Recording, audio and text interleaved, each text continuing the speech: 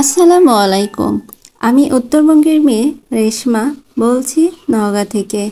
আমার daily blog channel village ফ্লেভারে আপনাদের সবাইকে স্বাগতম। কাছে এবং দূরে, দেশ এবং দেশের বাহিরে যে যেখান থেকে আমার আজকের ভিডিওটি দেখছেন সবাইকে অসংখ্য ধন্যবাদ। আশা করি আল্লাহর অশেষ রহমতে সবাই ভালো আছেন। আমরাও আলহামদুলিল্লাহ ভালো আছি। তো আজকে সকালে নাস্তাটা শেয়ার করিনি, তো নাস্তার পর থেকেই ক্যামেরাটা অন করেছি। তো এখন পুডিং বানিয়ে নিচ্ছি। আর এখন যেহেতু গরমের দিন, এই ধরনের ঠান্ডা ঠান্ডা খাবার কিন্তু বেশ ভালো লাগবে, তাই সকাল সকালই বানিয়ে ফ্রিজে রেখে দিব। আর আমি যেহেতু রোজা রেখেছি, এটা দিয়ে সন্ধ্যার নাস্তাও হয়ে যাবে, আমি ইফতারিতে খেতে পারবো। সাথে যদি আরও অনেক কিছু থাকবে, চেষ্টা করবো আর কি বানানোর। আসলে এত বড় দিন আর এত গরম, কোনো কিছু করতেও ইচ্ছা করছে না, মন চাইছে না আর কি যে রান্নাঘরে গিয়ে কোনো কাজ করি। তার মধ্যে রোজা রেখে তো আরোই মন চাচ্ছে না। তো যাই হোক, সকাল সকালই পুডিংটা বানিয়ে ফ্রিজে রেখে দেব, তারই প্রিপারেশান চলছে। আর এই পর্যায়ে আমার ভাইয়া আপুদেরকে সেই পুরনো রিকোয়েস্টটাই করছি, আমার ভিডিও এখন পর্যন্ত যারা দেখছেন একটি লাইক দিতে ভুলে গিয়েছেন, প্লিজ একটি লাইক দিয়ে পুরো ভিডিওটি কন্টিনিউ করবেন। আর যারা অলরেডি আমার চ্যানেলটি সাবস্ক্রাইব করে আমার ভিডিওতে লাইক কমেন্ট করে আমাকে সাপোর্ট করে যাচ্ছেন, তাদেরকে অসংখ্য অসংখ্য ধন্যবাদ। আর যারা এখনও করেনি তাদের প্রতি আশা রাখছি, আমার ভিডিওর কোথাও কোনো অংশ ভালো লেগে গেলে অবশ্যই আমার চ্যানেলটি সাবস্ক্রাইব করে আমার পাশে থেকে যাবেন। তো আসলে এখন বাসায় যেহেতু পর্যাপ্ত পরিমাণ ডিম আছে, সেই জন্যে ডিমের রেসিপিগুলো করার চেষ্টা করছি। তো ডিম তো আসলে প্রতিদিনই লাগে, হয়তো সকালের নাস্তায় রুটি পরোটা যাই থাক অথবা নুডলস যেটাই রান্না করি, ডিমের প্রয়োজন কিন্তু সবসময়ই থাকে। তো এখানে পুডিংটা আমি ক্যারামেল আগেই করে রেখেছিলাম, এখন মিশ্রণটা ঢেলে আমি চুলায় বসিয়ে দেব। যদিও বেশি গরমে আসলে বেশি ডিম খাওয়া ঠিক না, কিন্তু এটা যেহেতু একদম ঠান্ডা ঠান্ডা খাওয়া হবে, তো ওরকম সমস্যা হবে না। আর আসলে ডিম না খেলেও আসলে শরীরে যে পুষ্টি ঘাটতি থাকে সেটাও পূরণ হয় না। বেশি খাওয়া যাবে না, তবে একটা দুইটা খাওয়া যেতেই পারে। আর ডিমের পরিমাণ খুবই ছোট আকৃতিতে, তো দুইটা খেলেও সমস্যা হবে না। তো আমি পুডিংটা ভাপে দিয়ে দেখছিলাম যে পেঁপেটা অনেক বেশি পাকছে, তো এটা যদি এখন না পারা হয় তাহলে দেখা যাবে যে পাখিয়ে মুখ দিবে অথবা টুপ করে গাছ থেকে পড়ে যায়, একদম থেতলে যাবে। তো ওর বাবাকে বললাম যে পেঁপেটা পেরে দাও, আমি ধুয়ে ফ্রিজে রেখে দিই। আর মাশাআল্লাহ পেঁপেটা এত বড়, আমার গাছের মনে হয় সেরা পেঁপে। আর এত মিষ্টি ছিল, আর মুখে দিলে মনে হচ্ছে যে একদম মোমের মতো গলে যাচ্ছিল, একদমই যেহেতু গাছ পাকা পেঁপে। আর এই যে এই ডিমগুলো কিন্তু দেশি মুরগির ডিম, এটা আমি আলাদা করে ফ্রিজে রেখে দিয়েছি ঝুড়িতে করে, কারণ এই ডিমগুলো হচ্ছে ঝোল খাবো আর হচ্ছে ভুনা যখন করব তখনই খাবো। এটা একদমই পিওর দেশি মুরগির ডিম। আর যেগুলো ফার্মি মুরগির ডিম প্রতিদিন 4টা 5টা করে পাই, তো ওগুলো কিন্তু প্রতিদিনই খাওয়া হয়, একদিন না খেলে ওটাও জড়ো হয়ে যায়। তো অনেককে কিন্তু পাশাপাশি দিচ্ছি, শ্বশুরবাড়ি যেহেতু দিয়েছি, আমার খালাতো দেবরকে দিয়েছি, আপুকে দিয়েছি, আমার ছোট ভাইকে, তো ওদেরকেও কিন্তু কয়েকটা করে খেতে দিচ্ছি, পাশাপাশি নিজেরাও খাচ্ছি।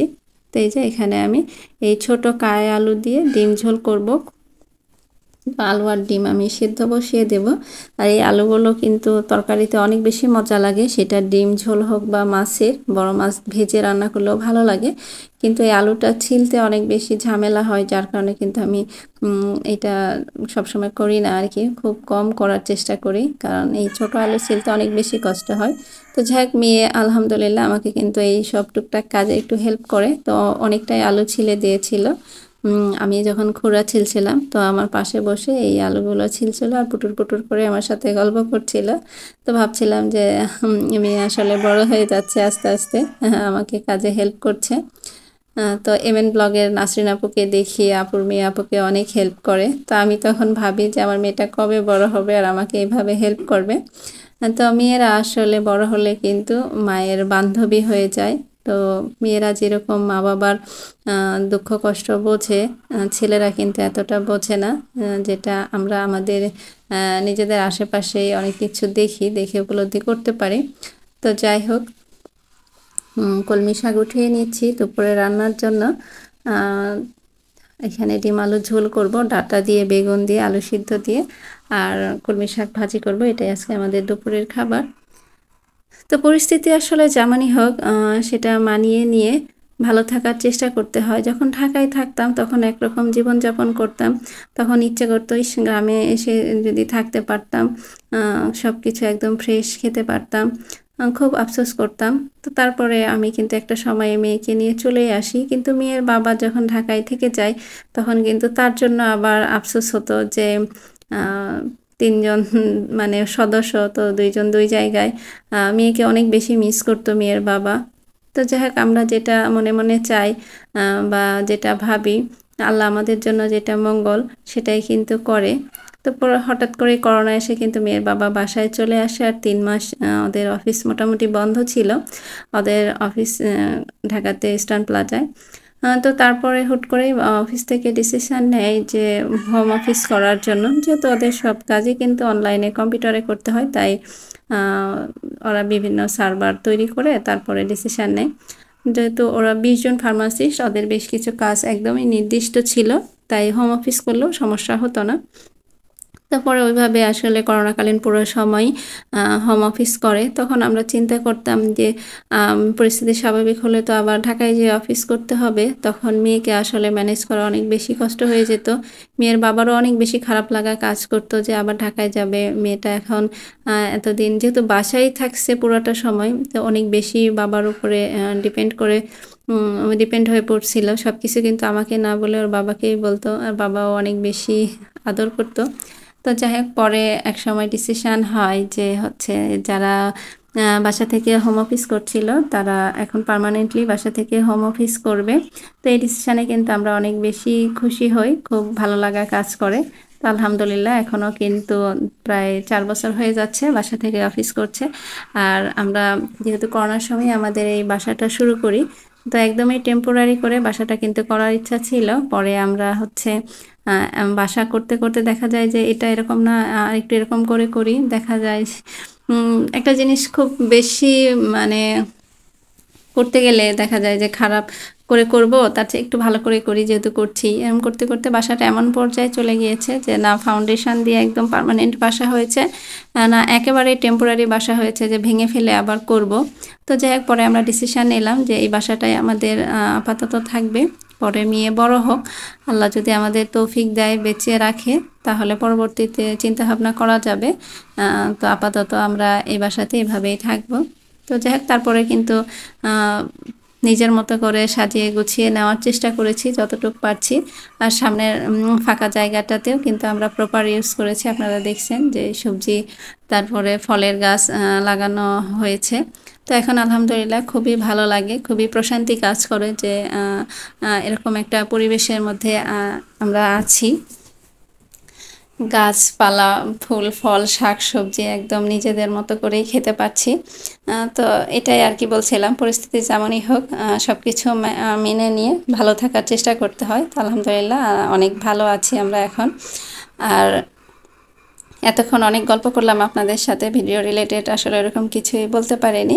তো এখন হচ্ছে এখানে তরকারি রান্না করছি। আর এইভাবে কে কে কোন এলাকায় তরকারি খেয়েছেন অবশ্যই কমেন্ট করে জানাবেন। আমাদের এলাকায় কিন্তু এভাবে আলু সিদ্ধ করে, খুড়া দিয়ে, বেগুন দিয়ে, ডিম সিদ্ধ করে ঝোল করা হয়, আবার বড় মাছ ভেজেও রান্না করা হয়, খুবই ভালো লাগে।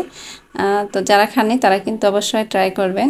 তো খুড়া আসলে আর একটু মোটা খুড়া হলে ছোট ছোট করে কাটে, যেহেতু আমার খুড়াগুলো একটু চিকন ছিল তাই আমি একটু লম্বা করে কেটেছি। তো যাই হোক আলহামদুলিল্লাহ তরকারি কিন্তু অনেক মজা হয়েছিল, যাতে আমি ভয়েস ওভার পরে করছি।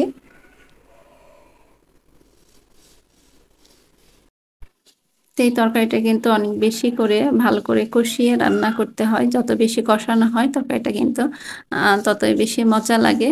তো আমার শাশুড়ি কিন্তু এই সেদ্ধ আলুর তরকারি বেশি রান্না করে, সেই জন্য কিন্তু আপনাদের ভাইয়া অনেক বেশি পছন্দ করে আর কি, যেহেতু ছোটোবেলা থেকেই মায়ের হাতের এই রান্না খেয়ে অভ্যস্ত।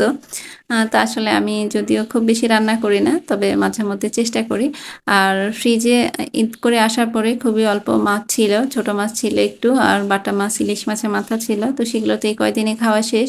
আজকে আসলে মাছ নেই, একটু গরুর মাংস আছে, তো সেটাও রান্না করতে ইচ্ছে করছিল না, তাই ভাবলাম যে ডিম ঝোলই করি।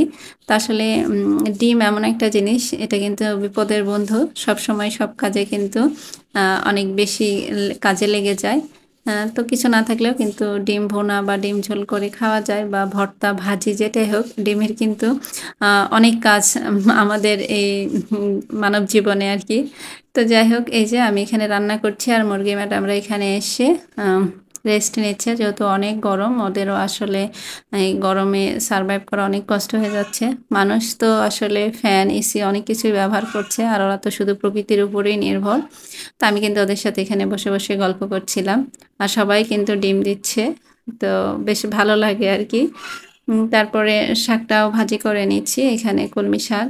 তো শাক আসলে আমি ধুয়ে আস্ত ধুয়ে একদম কুচি কুচি করে কেটে নিয়েছিলাম। তো বাসায় কাঁচা মরিচও নাই, একদম শুকনো মরিচ দিয়ে ভাজি করেছি।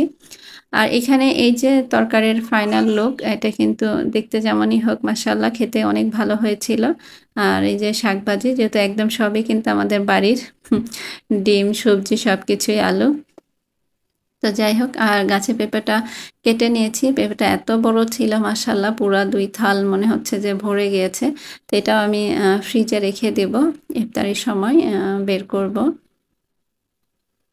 আর গরমের দিন এই পেঁপে, তরমুজ এই জাতীয় খাবার, বাঙ্গি ঠান্ডা ঠান্ডা খেতে কিন্তু অনেক বেশি ভালো লাগে।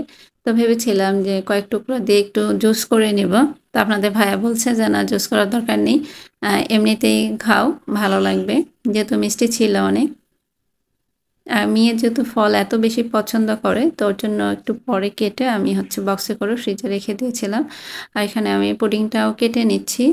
তো পুডিংটাও আসলে খেতে ভালো হয়েছিল, যদিও আর একটু বিট করা লাগতো, একটু মানে যে ভিতরে যে ফাঁপা ফাঁপা গ্যাপ হয়েছে, এটা আসলে হাতে বিট করলে এটা হতো না, যেহেতু আমি ইলেকট্রিক মেশিনে বিট করেছি, তাই একটু ইয়ে হয়ে গেছে ফাঁপা ফাঁপা, তবে খেতে ভালো হয়েছিল। তো এখানে আমি 3 জনের জন্য বেড়ে নিলাম, আর ইফতারির আয়োজনও করে নিচ্ছি। তো ইফতারির আয়োজন করতে করতে আমার ভাই আপুদের কাছ থেকে বিদায় নিয়ে নিচ্ছি। সবাই ভালো থাকবেন, সুস্থ থাকবেন, নতুন আরেকটি ব্লগ নিয়ে আপনাদের সামনে হাজির হব। সে পর্যন্ত আল্লাহ হাফিজ, আসসালামু আলাইকুম।